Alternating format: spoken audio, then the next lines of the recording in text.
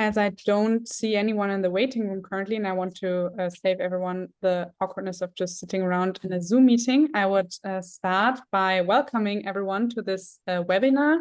This was organized by the EU NextGen Research Group in cooperation with Lena and Juan. I think Lena might join later. And first of all, thank you to Javier, Lauren, and Lena, who have joined here today and lent us their time to talk about their experiences as a researcher and also as a parent in academia. So just a few general information. So Galit, who's also is working helping you with your tech. So if you have any issues with Zoom, you can send her a message. Zoom also now has the option to show subtitles. So if this would help you, you can activate them by clicking on the lower bar. And yes, so an overview of what the next hour will hold. We will start by introducing all the presenters, and then we have prepared a set of questions around common challenges regarding family and career in academia. And then, so we will hand around the questions to the presenters and just see how it goes from there. If then we will open up the floor to everyone from the audience. And yeah, we also have some other questions prepared. I currently only see Lena. I don't know if everyone can see everyone. Okay, that's great. Yeah, so I will start by introducing the three researchers who have joined us here today. So starting with Lauren, she's an assistant professor at Fairleigh Dickinson University in New Jersey in the US.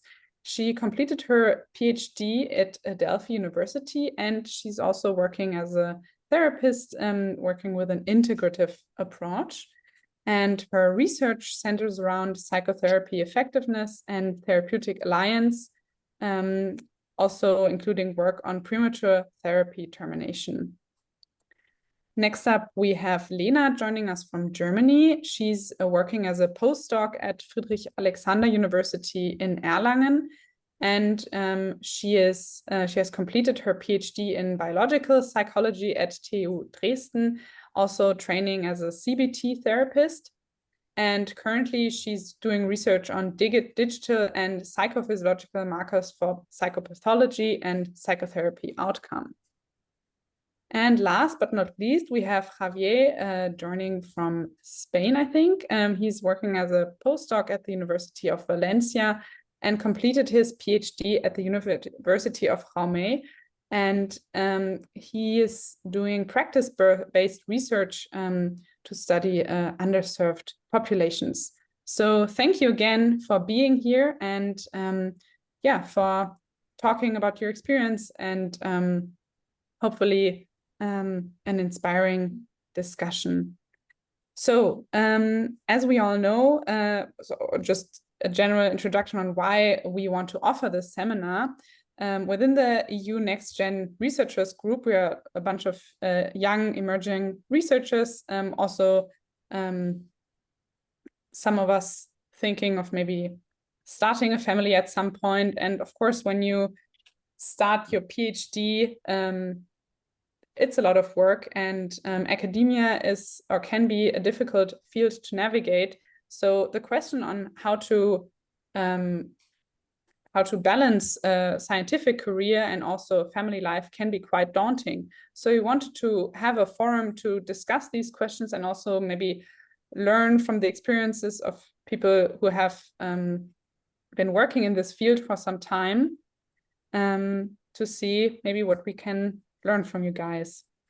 So we wanted to start by talking maybe about some of the challenges that you have experienced so far.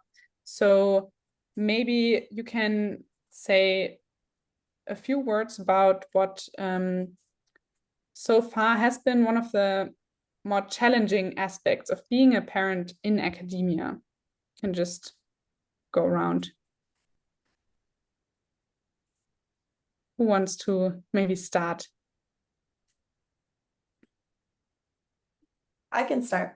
Well, first of all, thank you for organizing this. I think this is such an important topic, and I hope these are things that we start talking more and more about to normalize how insane this all is.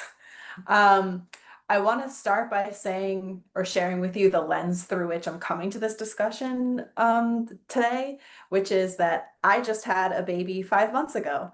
And the purpose of my saying that is to start with saying, I don't know what I'm doing yet. In other words, I'm still learning how to adjust my life to this new chapter. But hopefully my experience of that adjustment is something that can be helpful for all of you that are thinking about this or maybe going through it. We can go through it together. So in terms of challenges, I think there was 2 that I thought of when thinking about this question. The first is, I think one thing with academia is that we don't really get an off switch. It is not like a 9-to-5 job where when you come home, you have dinner, you hang out, and you go to sleep, and then you do the next day, right? We can, and we maybe should, always be working. And the way I thought about this, and I was thinking about it yesterday, was everything is never done. So I think there's one challenge is navigating the guilt of feeling like I should be working, but also feeling like I should be hanging out with the baby. And you can never satisfy both of those completely. The other challenge I'll say, and then I'll pass it off to my colleagues here, is that I need to really adjust my schedule. So pre-baby, I was definitely a night owl. I would often be up till 2-3 o'clock in the morning working on things. It is very difficult to do that when you're not getting sleep because baby is there too. So I'm now figuring out having to change what my writing time is, what writing time looks like, and how to protect that time. So I'll leave it at that and pass it on. Thanks, Laura, for this perspective.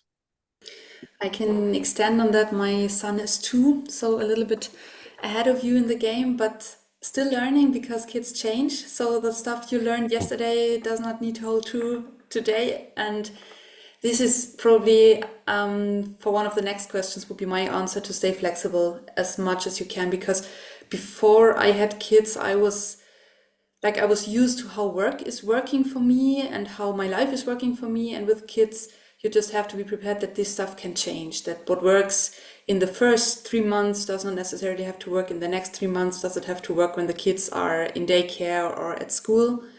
And this is something that I, personality structure-wise, really had to learn and still have to learn because suddenly stuff stops working, and oftentimes I find myself just not really reflecting why it's no longer working. And when I do, and when I can change stuff, then suddenly stuff is working again, and I'm like, oh, my life has obviously not been over. I just need to adjust, and that is always something that I keep on learning.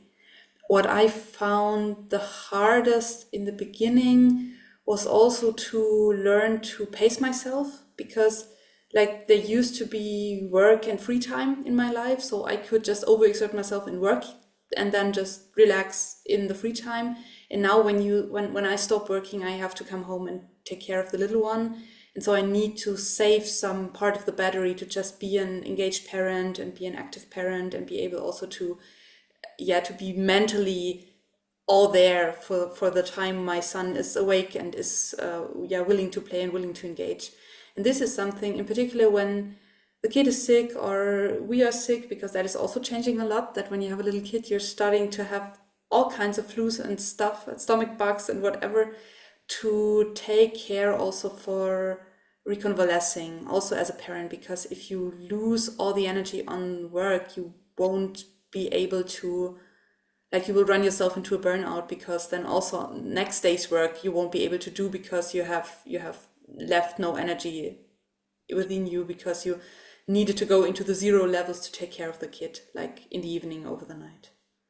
And this I had to learn and still have to learn, because sometimes I want more than what is possible. Yeah. Thank you, Lena. Oh.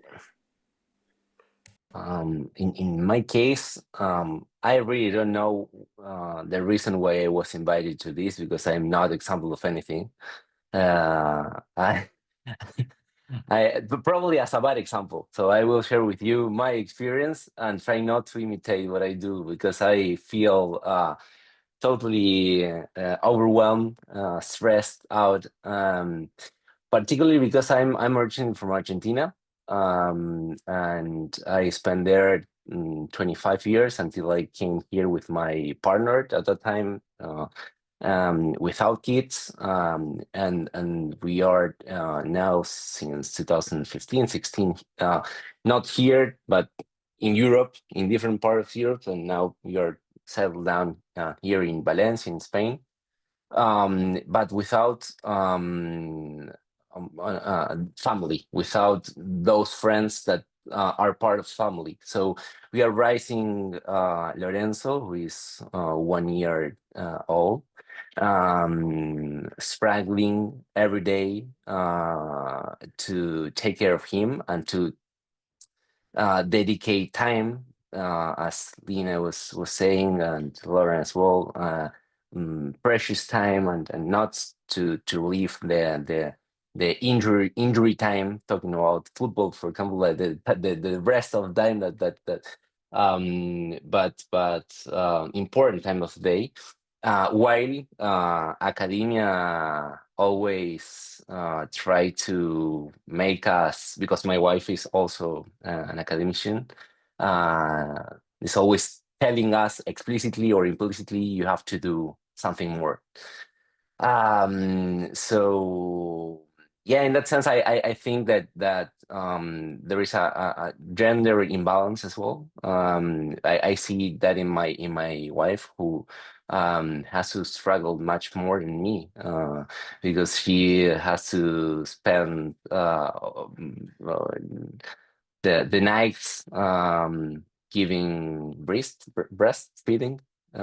And that's yeah, of course she breasts much less than me, and I have a concrete example from these days, that academia is it's really challenging to integrate family and work.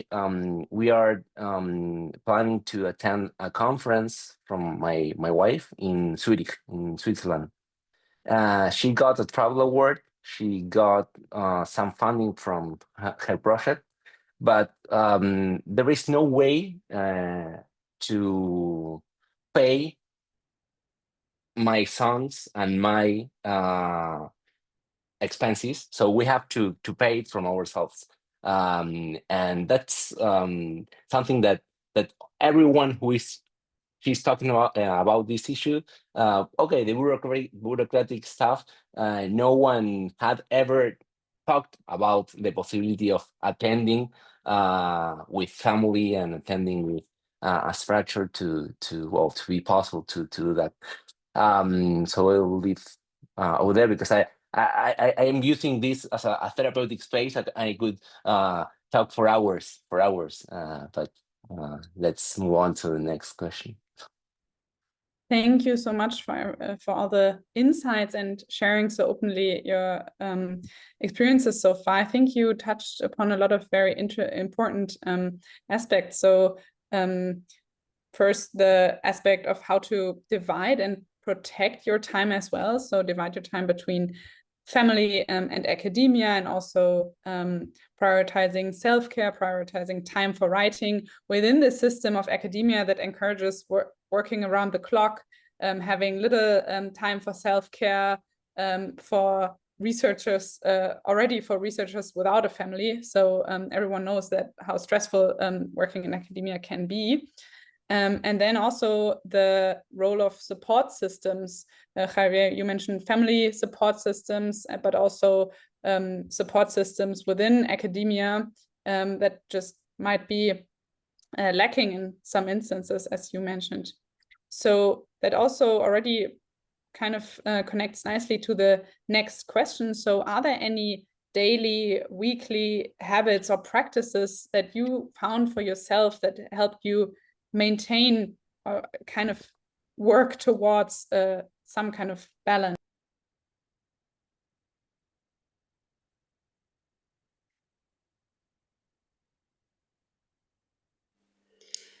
The main thing for me actually is reminding myself over and over again how much I enjoy both parts of my life. And this is something I'm really doing actively, because it's easy, I think, or natural to sometimes just be overwhelmed by everything.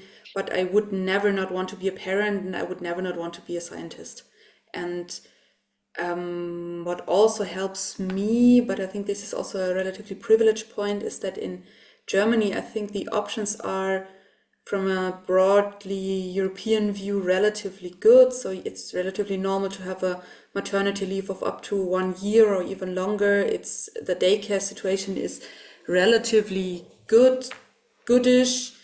And I think also in academia, like you have all those things. You have those things with needing to be accessible constantly and never really being off work, because you could always read another paper or write another line or something. But you also have the flexibility. Like you can work when you want. You can decide when your meetings should be. And if I compare that to the time when I was working in a clinic, that to me feels more family friendly actually, because if my kid is sick, then I can just leave and try to work the hours in any other hour, which again leads to the pitfall that you don't really have a stand-in when you're sick or when your kid is sick. Just your work is not being done, which is something that is different in a lot of clinics or in a clinical work. So what I'm trying to say is I try to focus on the advantages my current life and work situation offers, and not on the disadvantages or on the aspects where academia is harsher than many other professions to young parents.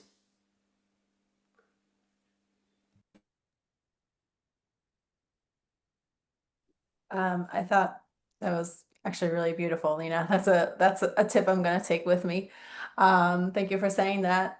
And I'm also reminded, I don't know if any Americans have joined this call or will watch the recording later, of how much better the European maternity leave system is than what we have in the United States, which is more like 6 to 8 weeks of maternity leave is what you get. Anyway, in terms of some habits that I'm starting to learn, although again, I feel like I haven't totally figured this out yet, 5 months later, is that I've gotten, and I'm trying to get even better at multitasking. So actually just before this call, I was breastfeeding the baby and also reading while I was feeding him. And sometimes it'll look like answering an email while I'm feeding him, but it's trying to do as much as I can with the little time we have.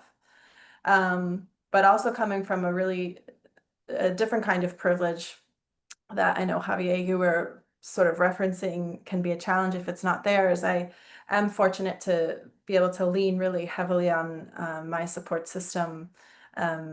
And on the weekends, I have family that comes to see the baby, and the plan is to start leaving when they come so that I have a couple of hours protected where I know he's okay and I can go do what I need to do, just for, even if it's 1 hour, will be really important. So again, I think it's finding ways to carve out protected time, whatever that looks like for you, ends up being really important. I will add on that. I was thinking that split of work and life and being a parent is probably not that useful because I usually embodied that before being a parent as a separate thing, and I'm trying, not being successful, but trying to do the exercise to integrate that not to make an integration in the sense that, well, every moment that I have free, I will work, and but an integration that permits me to, for example, today I was working from home. My son is already attending a nurse, a daycare. So I had some hours free to work, but at midday I went running. That flexibility that academia gives me or gives us, I don't know, depends on the situation that everyone it depends on the work structure that you have and the people you are working with. But I have that flexibility, and I can say, okay, let's use a couple of hours that are really important to do something important of work, but let's go run to run and use that time. And on the other side, sometimes I'm on a weekend and I'm working. So yeah, that flexibility. And something I wanted to share with you is that after all that reflection, that I was not only having those ideas for this meeting, but from all this year, throughout all this year, the last project that I started as a researcher is self-care training program for therapists. And actually, I was not fully aware that that decision had a lot to do with my own situation, and I've become aware of that, thinking to structure a bit the idea for this webinar. And in that project, we are trying to do something quite structured in between training of therapists, but also giving them tools to not only to become more aware, but to be able to find support, to become to find balance between all the things that we are sharing all together. Yeah, but if you look for articles, for example, of self-care, there are not that much, but the majority of them have to do with okay, how therapists do self-care practices, but there is no much about how therapists can improve those competencies or those skills. So yeah. Thank you, everyone. It's kind of surprising. So usually when you ask this question, or how I think about the question, how do I maintain balance? My first idea would be to divide time more, just better or more strictly. But from what you said, it sounds like kind of the opposite might be true in the case of combining academic career and family, to just accept that it's going to be super complicated and that it's not possible to divide the two, and kind of lean in and really, or lean into that and leverage the strength that result from this by saying, okay, yeah, my time is flexible, so I will use this to my advantage and try to find other times where I can work, or I will multitask where I can, try to enjoy and really see the reason for doing what you're doing and why you're doing both things. That sounds like a really interesting perspective. Thank you. But it also Well, can comes I with- just, oh yeah, go ahead, Lena. I think we want to say the same. You go first. I was just gonna say, I mean, this actually builds off of Lena's idea. It's important, at least in baby phase, they're not on a schedule, right? You cannot say, okay, baby, from 10 to 12, I'm going to work, so you can't need me. We have to work around their schedules. And even when they're older and they have, you know, school or whatever, still things are unexpected, as Lena was saying. They get sick, they whatever.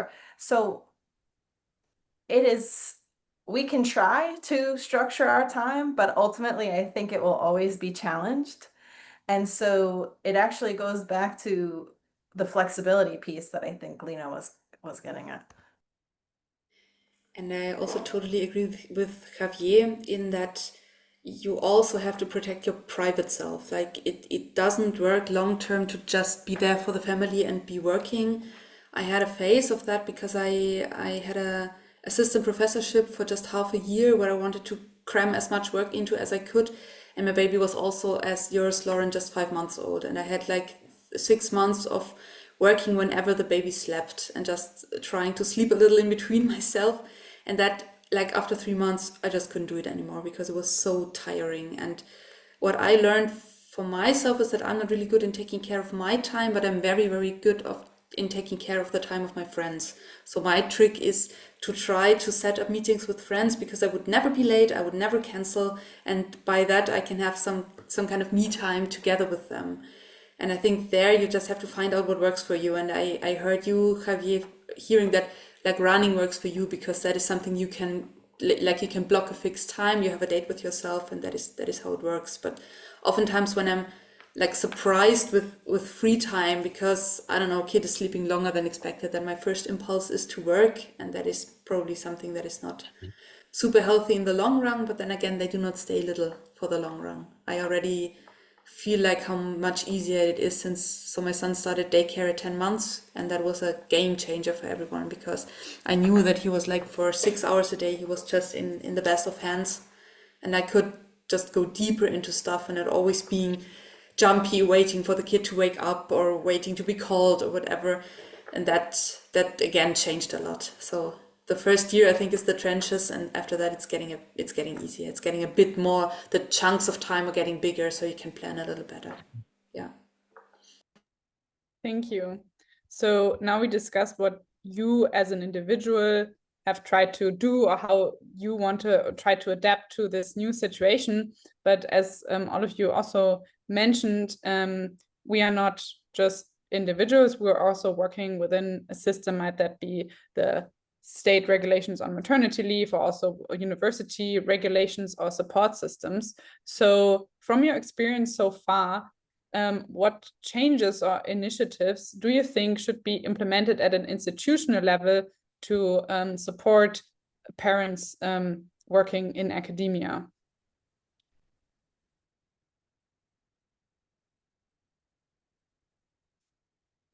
So for me, it all started and ended with daycare options. So here at FAU, we have the option that daycare spots are blocked for FAU members. So you have a very good chance of finding a daycare spot. That was so helpful. And then the next thing that I think is extremely helpful is to not feel like the odd one out because you have kids. And this is something that is particularly hard in academia because like it's such a young field, there are so many students, there are so many doctoral candidates who just are not in the life phase yet of having kids, with exceptions, but it's not like a field where people are usually spending their time from the 20s to the 60s. A lot of people are then dropping out when they're getting older. And so like what helps for me is whenever I feel like it's not super weird that I have a kid or that it's not inconvenient that I have a kid. And this is like all the options like conferences, planning in for kids' playrooms, even when I'm not using them, that feels inclusive to me because I know that I could and my kid could stay there. Or what we have at university here is also kids' playrooms where you can just like come there and use the internet and try to have a little meeting with the kid being distracted by the new toys that you have in that room. That is also much more than the practicality of it. It's just a gesture that makes me feel seen or makes me feel like it's okay working in this field also with a kid. And that is something that is really, that I consider really, really helpful. What societies can do apart from that is trying not to schedule meetings in the afternoon or in the evening when daycares typically are closed. Good hours for parents are in the mornings, because in the mornings, like, you usually have the better options of childcare. this is something that comes to my mind, but here also I felt like whenever I addressed this in my working field, that everyone was super accommodating or understood the limitations I had there. Apart from that, I think what Javier said with funding options also for families or for having childcare when doing a congress a presentation or whatever is super helpful, but I'm not sure whether the money is there somewhere because like money is really tight in academia. Yeah, those are my ideas from the top of my head. Only a short comment on that because I mentioned it, and the curious thing is that even with your money, when you got money, at least here in Spain, it's quite tight or fixed the ways you can use it. So but my main idea in that sense would be, okay, let's make things a little more easier. Let's make the system more flexible to be able to okay, if you got a travel word, you can use what in the way you want or the way you need, or I don't know.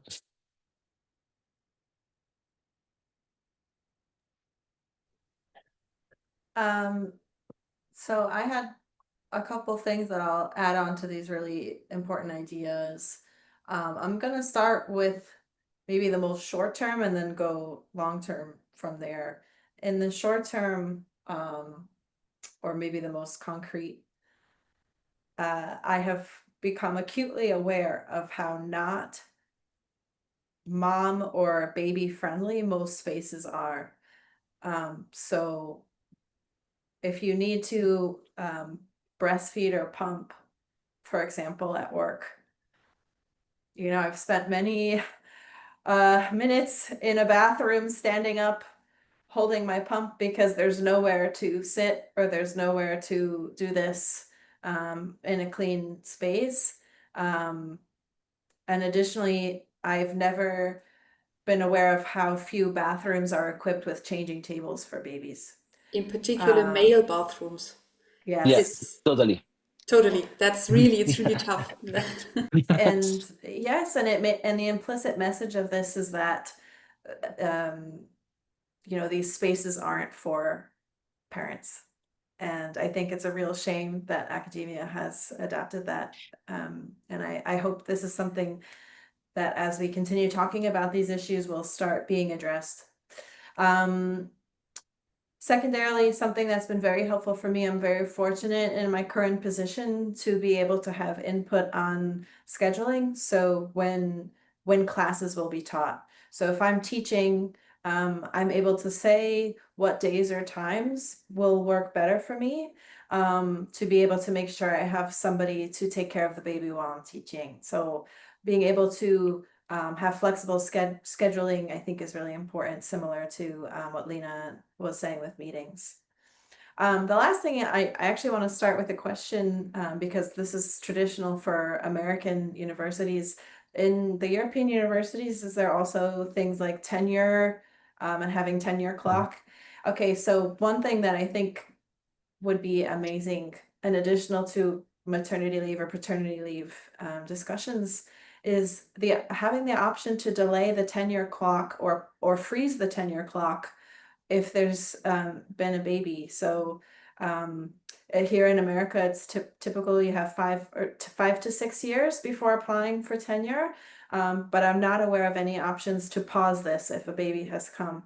And of course, during that time, you're not able to be as productive as you would otherwise be. And it's a real shame. So I think it would be really meaningful or helpful for places to start adapting the option to pause the clock if you want to, in order to accommodate for this inevitable dip in productivity. So those are my ideas. This leads me to something else that I think is a shame. We have the option in Germany to like, I think you get an addition of 2 years per kid on top of your tenure clock, as you were calling it, for mothers and fathers. with that, which I think is very inclusive also, or fair, because that does not really, otherwise it would be an incentive like for one parent to get it, but then also have to have all the disadvantages of being solely responsible for a kid. So I think this is good, but what I think it's a shame is that at least top academia positions typically are not suited, or at least in Germany they aren't suited for job sharing.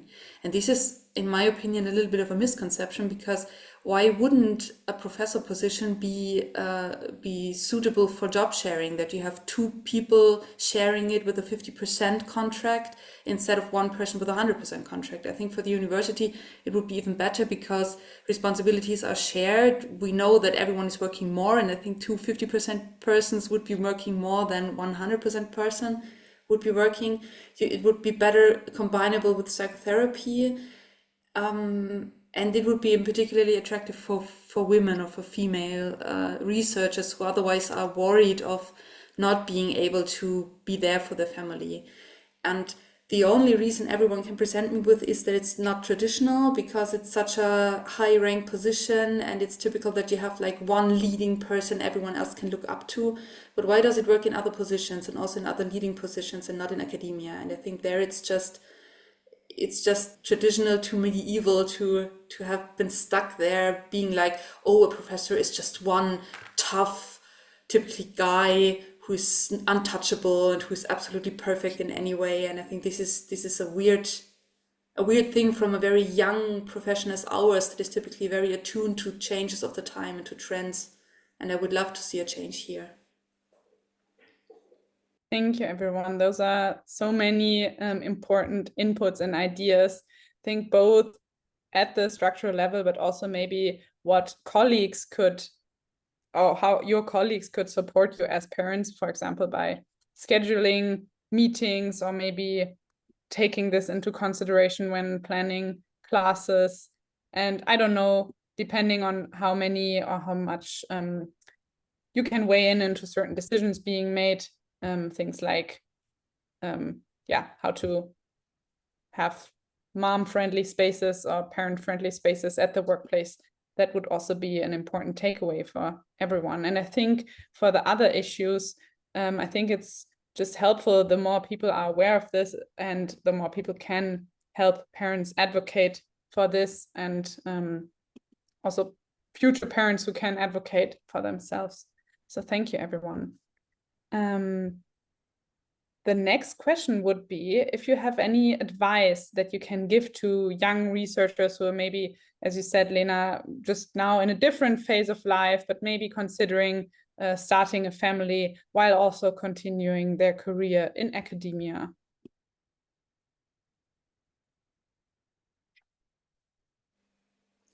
I think my first important advice would be the thing I said about flexibility and being willing to also ask yourself whether any kind of routines you established are still working as the kid is growing.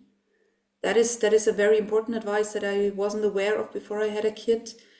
And I think the other advice is to,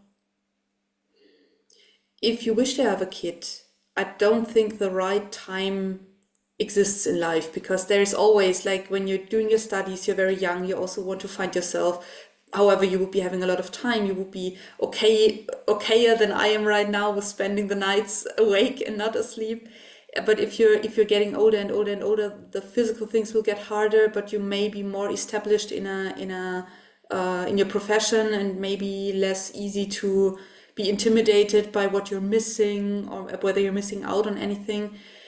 So I don't think there is a perfect time. You just have to find it out, and when the timing seems not completely off, go for it. It is possible, and as I said, it also has a lot of advantages to be a parent in academia.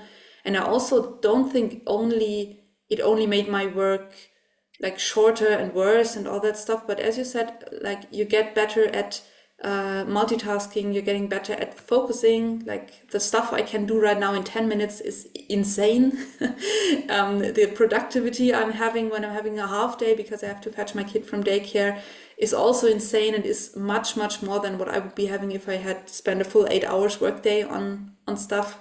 So there is also advantages to having a kid. And that's also a very important point.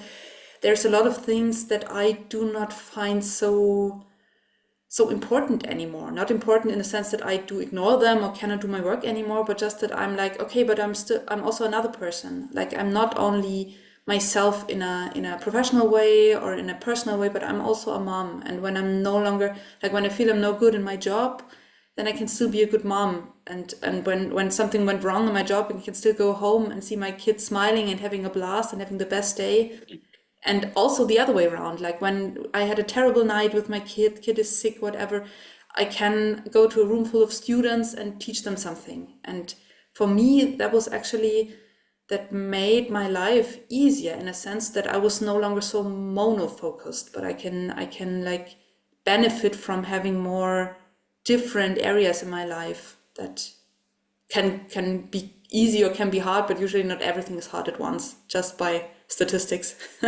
So also there my advice would be, you can also grow, you can benefit a lot from having kids. It's not only that your life is going to be over and you're never going to be happy again until they're 18 or something like that. I totally agree with you, Lena. And I would just add that an advice would be to concentrate on the important things. Previously, before having my kid, I was trying to cover everything.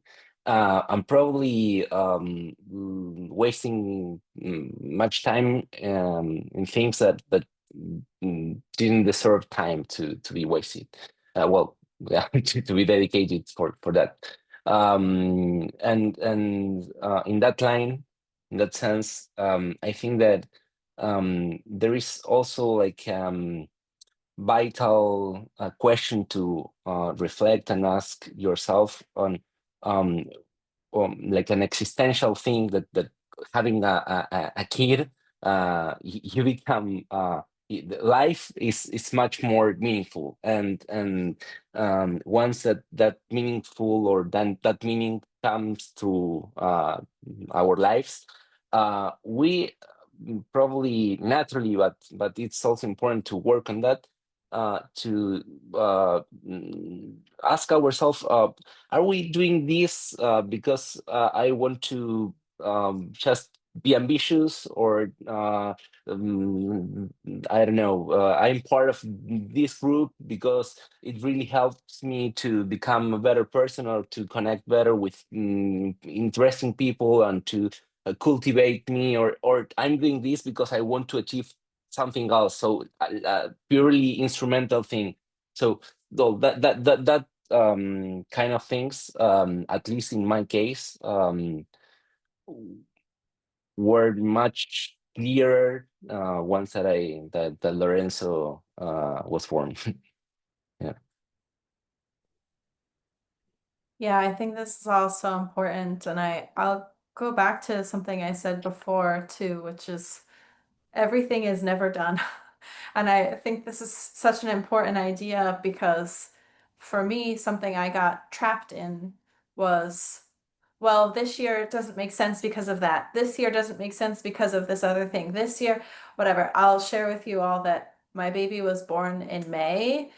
In May, I moved states. In August, I started a new job. And I mean, it was all at once. It was all at once.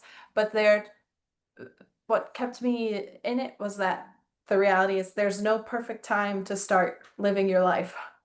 And this is what I was saying. I was putting off my life, this other part of my life, to try to prioritize this other thing. And the truth is, there will always be something you want to finish first. There will always be another project. There will always be another paper. There will always be another grant. None of that's going to go away, at least in academia. So this idea of no perfect time. And the other thing I want to add, because I think it's so important to acknowledge this, is that you may never be 100% sure. I was someone who didn't grow up like I definitely wanted to be a parent or 100%. It was something I was interested in, but not 100% on. And I sort of went back and forth. a lot. And I just want to acknowledge that this is also part of the experience. And I think academia, unfortunately, can serve to move you away from starting a family, not move you toward it. So I just want to acknowledge that this idea of you will wake up one day and said, yes, I'm 100% sure, and now is the perfect time. I think this will never happen. So hopefully that hearing this is validating for somebody, because it was really, that was a lot of the challenge for me, was waiting for perfect moment. Thank you, everyone, for these really inspiring and really beautiful words and advice. I just saw someone also reacting with a heart. So we have a couple of more minutes left. So if it's okay for everyone, I would like to open up the discussion to the audience and see if there are any other questions in the room for this group, for this panel.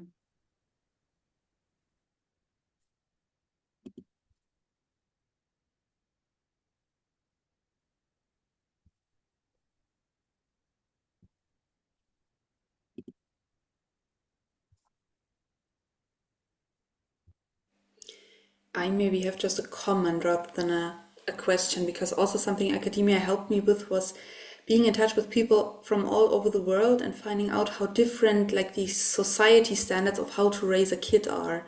Because in Germany, and in particular in Bavarian Germany, where Lydia and I are currently sitting, it's very new to have daycares for kids and to give kids away from the families earlier than when they're kindergarten age. And kindergarten age in Germany starts with 3 or 4 years old. And it's very common for the woman to stay at home with the kid and just pause their job and then later on start their job at maximum at halftime or something.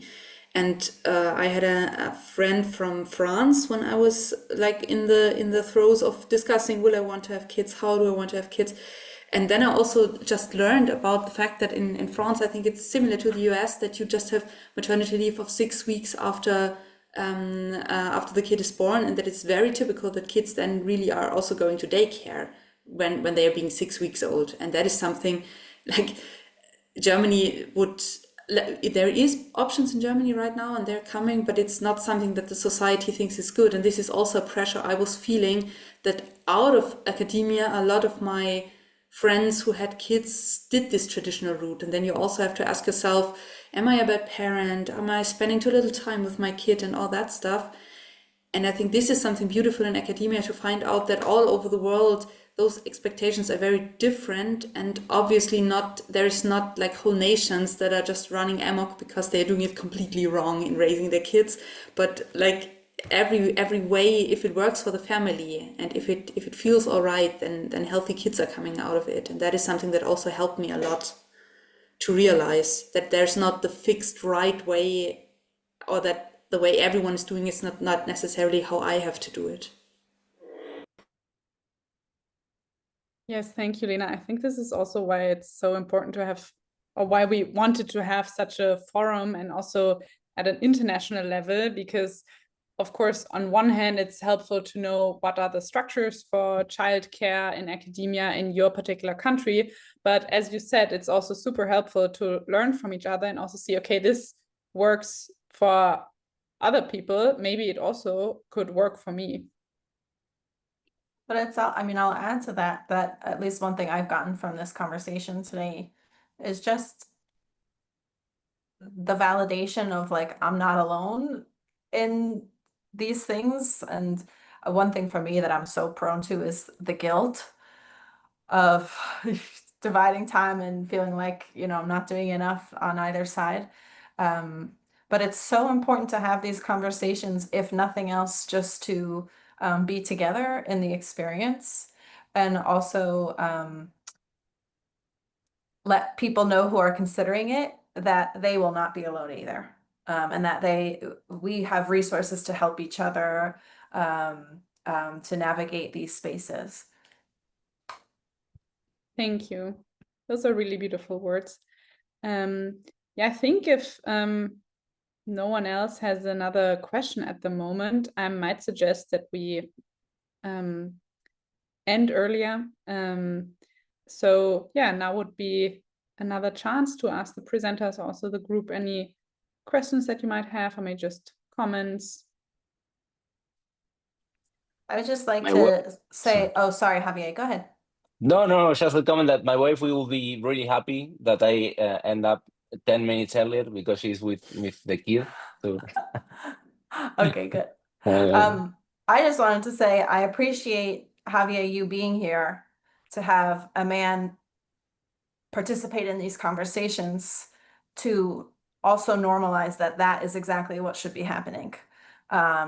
So I appreciate you. And I also want to say, I know these topics are very personal and very challenging to talk about. So I would like to welcome, and I hope others would agree, that if people want to speak privately or, you know, separately about these issues, I would be more than happy to have conversations with anyone who's here today or watching the recording to discuss this stuff. It's so important.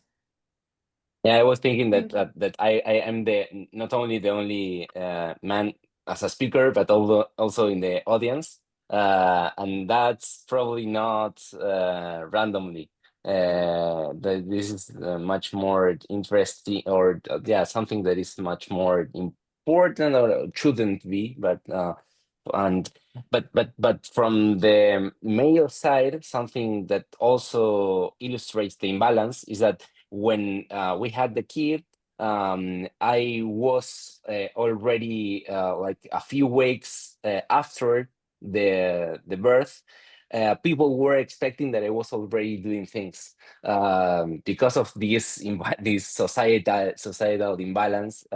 And actually, I was in parental leave and dedicated fully my time to be together with my kid and my wife, and that shouldn't be like that. But yeah.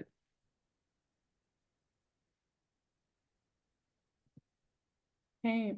I'm Thank you, everyone. I I'm so think sorry, Gali, yeah. Javier. Yeah, I'm so sorry, Javier, that you I'm not letting you guys go. I just comment, not question. Maybe we can email about it later. I don't want to interfere with childcare. I was joking. That's okay. But I was just wondering, I've heard a lot about Oh, sure.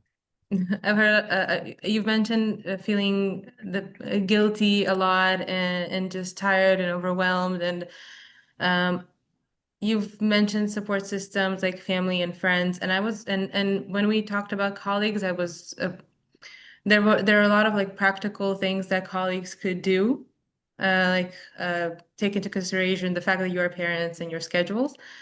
But I was wondering, Lauren, you mentioned feeling lonely, and I just see from a side, like I see my friends, like I don't have kids, but I see my friends who have had kids like recently, and I feel like sometimes they feel some kind of like hostility from other colleagues and other people, even if it's colleagues that are older and already have like grown-up kids and should be able to relate, but there's some kind of hostility or just people not being considerate enough, and I can see them feeling a bit lonely and a bit excluded in a sense. They're not the same person they were before. They don't have as much free time. They can't like hang around and joke after work, after meetings, and so on.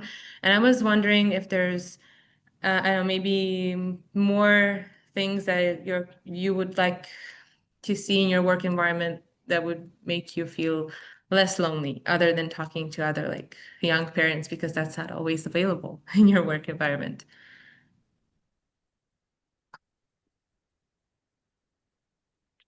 It's a good question, and I'm going to give you a cop-out answer, so I'm hoping either Lena or Javier have something better to say. But my hope is if at the institutional level or at the systemic level, if we can start implementing some of these changes more universally, what happens then is that institutionally the message is this is a parent-friendly space. And that will start trickling down, right? I think a lot of the hostility, Galit, you were mentioning is like, comes from things like, oh, I can't meet because I don't have childcare or whatever. So we get viewed as slowing down, you know, the academic process.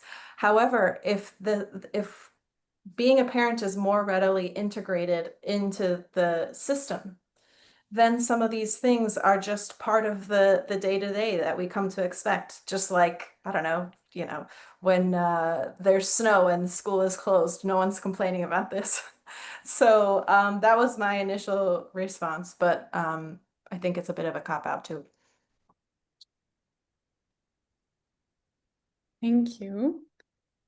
Javier or Lena, do you want to add something on this, or should we end the meeting? I and was maybe- thinking yeah, sorry. about what Lauren was saying, and before when we talked about societal and institutional changes, that probably something ideal that won't happen soon, but would be interesting is that not to incorporate some other metrics, not like metrics of how much you publish, but how much you contribute to I don't know, to healthy environments, or to something like that could be measured and that you can be assessed, but not individually but collectively, to create environments in which things like Galid was describing, or Lauren, could be more possible.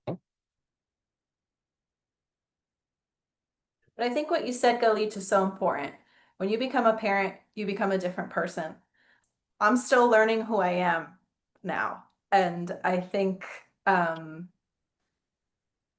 the expectation is that you're the same, and you're not. So one thing I guess I'd put out there for people who haven't had kids is that we're going through a huge change process, and to not have the same expectations because we're totally different.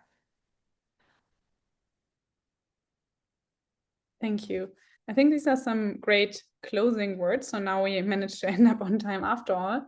A huge thank you to you three, and also to everyone being here and having this discussion, being open to talk about these topics, and also talk about them if they may be a bit difficult sometimes. And yeah, I think such forums are a great start, that things change. And yeah, I hope that future generations will just have less of a need for these kinds of discussions, because everything will hopefully be better. So for everyone, the recording will be made available on the SPR YouTube channel. So if you want to share it with colleagues, I think this would be possible. Yeah, just thank you everyone again, and I wish you a great rest of your day or of your evening, depending on where you are right now. And yeah, see you soon. Thank Bye. you very much. Thank you. Bye. Thank you. Bye.